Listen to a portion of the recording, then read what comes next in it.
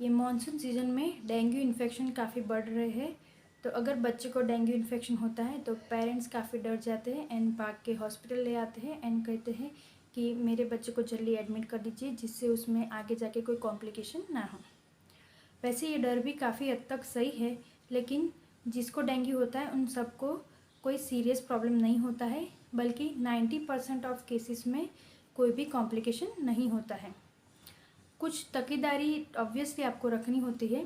तो आज मैं यही आपसे डिस्कस करूँगी कि डेंगू के लक्षण क्या है, किस लक्षण को हम बोलेंगे कि इसको सीवियर डेंगू हुआ है, घर पे आपको बच्चे की केयर कैसे करनी है, क्या खाना देना है, डाइट में क्या ध्यान देना है।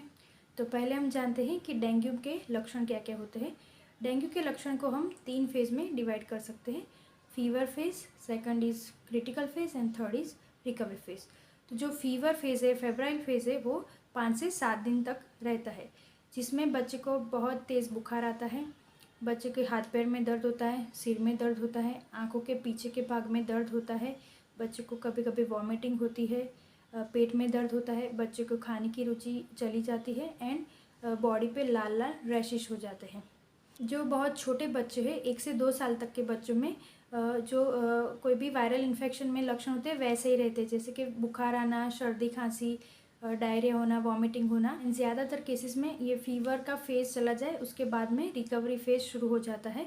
पर कुछ केसेस में क्रिटिकल फेज़ आता है, जिसमें बच्चों में जिसके लक्षण हैं कि बच्चों में बहुत ज़्यादा पेट में दर्द होना, छाती में दर्द होना, सांस लेने में तकलीफ़ होना, बच्चे को बहुत ज़्यादा वॉमिटिंग होना, उल्टी में ब्लड आना, नाक में से खून आना, पॉटी ब्लैक कलर की आना। तो ये सब क्रिटिकल फेज़ के लक्षण हैं। जब भी जो डेंगू वायरस है वो जो कैपिलरीज है, जो खून ले जाती जो शिरा और धमनी है, उसकी दीवार को पोरस बना देता है। तो उसमें से पानी का भाग, जो प्लाज्मा रहता है खून में, वो लीक होता रहता है। जो पेट में, छाती के आसपास के भाग में, आँखों के आसपास, वहाँ पे लीक होके जमा हो जाता है। तो वहाँ पे सूजन आ जाती है, जिसकी वजह से ये सब लक्षण होते हैं। एंड जो वेसल्स है, धमनी है, शिरा है, उसमें पानी का भाग कम हो जाता है, डिहाइड्रेशन हो जाता है, जिसके कारण फिर आगे जाके उसमें शॉक, ब्लड प्रेशर कम हो जाता है बच्चे का, जिससे शॉक एंड जो हेमरेजिक कॉम्प्लिकेशन है वो होते हैं। ये जो क्रिटिकल फेज़ है वो मोस्टली 2 दिन से लेके 5 दिन तक रहता है। अगर बच्चे को अच्छे से ट्रीटमेंट मिलती है तो बच्चा जल्दी से रिकवर हो जाता है। जो थर्ड फेज़ है वो है रिकवरी फेज़, जिसमें जो आगे के लक्षण हैं उसमें रिकवरी दिखती है, जैसे कि बच्चे का फीवर अभी चला जाता है, बच्चे को खाने की इच्छा शुरू होने लगती है, पेशाब काफ़ी बढ़ जाता है, जो उसके शरीर पे एकदम लाल लाल रैशेस है उसमें अभी वाइट पैच रैश दिखने लगते हैं। एंड बच्चे का जो बॉडी के लेग पेन है वो सब कम हो जाता है। जैसे मैंने आगे भी बताया कि बहुत कम केसेस में ऐसे क्रिटिकल फेज़ आता है, इसलिए मोस्ट ऑफ द केसेस में जो फेब्राइल फेज़ है उससे डायरेक्ट रिकवरी फेज़ हो जाता है आता है एंड बच्चा 7 से 10 दिन में एकदम से रिकवर हो जाता है। डेंगू इन्फेक्शन में घर पे आपको कैसे केयर करनी है, क्या ट्रीटमेंट करनी है। जो फीवर है बच्चे को, उसके लिए हमें पैरासीटामोल मेडिसिन देनी है। बच्चे के वज़न के हिसाब से आपके डॉक्टर ने जो भी डोज निर्धारित किया है वो आपको देना है। 4 से 6 घंटे पे आप वापस से उसको दे सकते हैं।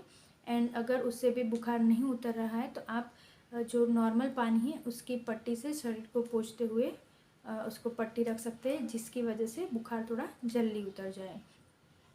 अगर बहुत ज़्यादा वॉमिटिंग हो रही है, थोड़ा गैस्ट्राइटिस जैसा है, तो डॉक्टर की सलाह के मुजब आप उसको एंटासिड या एंटी एमेटिक मेडिसिन आपको दे सकते हैं। जो मेन बात का ध्यान रखना है वो है बच्चे को प्लेंटी ऑफ लिक्विड देना है, बहुत सारा उसको प्रवाही देते रहना है। इस प्रवाही में आप उसको फ्रेश फ्रूट के जूस है, नारियल पानी है, छाछ है, सूप, ORS, ये सब दे सकते हो। अगर आप फर्स्ट डे ऑफ फीवर से बच्चे को ज़्यादा से ज़्यादा प्रवाही देते रहोगे तो आगे जाके जो एक क्रिटिकल फेज़ है, कॉम्प्लिकेशन फेज़ है, वो होने के चांसेस बहुत कम हो जाते हैं। इसीलिए ये सीज़न में कोई भी फीवर आ रहा है, कोई भी इन्फेक्शन है, हमें फर्स्ट डे ऑफ फीवर से ही बच्चे को ज़्यादा से ज़्यादा प्रवाही देने के शुरू कर ही देना है। हमें उतना उसको हाइड्रेटेड रखना है कि जिसकी वजह से उसका यूरिन आउटपुट एटलीस्ट 24 घंटे का 6 से 8 बार हो। बच्चों को खाने में घर का बना हुआ सॉफ्ट डाइट ही देना है, ज़्यादा तला हुआ तीखा ऐसा डाइट नहीं देना है। इसकी वजह से भी बच्चों में ज़्यादा एसिडिटी बनती है, गैस्ट्राइटिस होता है एंड बच्चों को ज़्यादा वॉमिटिंग होती है। आप सारे सीजनल फ्रूट बच्चों को दे सकते हो। जो पपीते के पान के रस को लेके काफ़ी क्वेश्चंस रहते हैं कि वो देना चाहिए कि नहीं देना चाहिए। तो पपीते के पान का रस है वो टेस्ट में भी अच्छा नहीं रहता है एंड उसकी वजह से बच्चों में एसिड सिक्रेशन ज़्यादा होकर एसिडिटी हो जाती है, जिसकी वजह से बच्चों में ज़्यादा वॉमिटिंग होती है।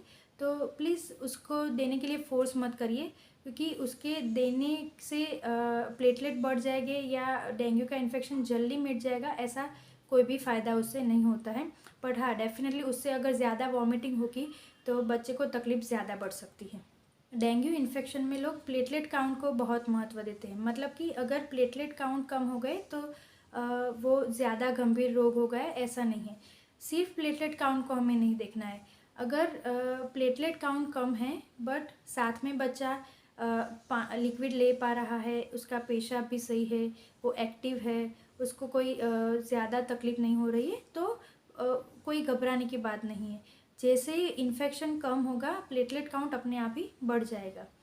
अगर प्लेटलेट काउंट के कम होने के साथ साथ जो मैंने क्रिटिकल फेज़ के जो लक्षण बताए, जैसे कि बहुत ज़्यादा पेट में दर्द होना, पेट सूजा हुआ लगना, ज़्यादा वॉमिटिंग होना, कहीं से ब्लीडिंग होना, ये सब भी लक्षण हैं, तो डेफिनेटली प्लेटलेट काउंट भी ज़्यादा महत्व रखता है। को बच्चे को घर पे केयर लेने के साथ साथ रेगुलरली डॉक्टर को कंसल्ट करवाना पड़ता है, क्योंकि डॉक्टर बच्चे का पल्स है, टेम्परेचर है एंड ब्लड प्रेशर वो सब मॉनिटर करते हैं। कभी कभी दिन में 2 बार भी आपको फॉलोअप के लिए बुला रहे तो आपको वो वैसे ही करना है। तो अगर घर में किसी को डेंगू इन्फेक्शन है तो हमें बिल्कुल भी पैनिक नहीं होना है। बट दूसरी चीज़, बहुत केयरलेस भी नहीं होना है कि चलो कोई भी इन्फेक्शन है मिट जाएगा। उसको रेगुलर चेकअप करवाना ज़रूरी है। एक दूसरा भी पॉइंट है कि primary dengue and secondary dengue, जिसमें प्राइमरी डेंगू मतलब पहली बार ही डेंगू होना। तो जो प्राइमरी डेंगू है उसमें जो कॉम्प्लिकेशन फेज़, क्रिटिकल फेज़ आने के चांस बहुत कम रहते, उसमें इतना ज़्यादा सीवियरिटी नहीं होती है। जो सेकेंडरी डेंगू मतलब कि ये सीज़न में या आगे की भी सीज़न मिला के को दूसरी बार या ज़्यादा बार डेंगू हुआ है। तो अगर ये सेकेंडरी डेंगू इन्फेक्शन है तो उसमें जो कॉम्प्लिकेशन होने के चांसेस थोड़े बढ़ जाते हैं।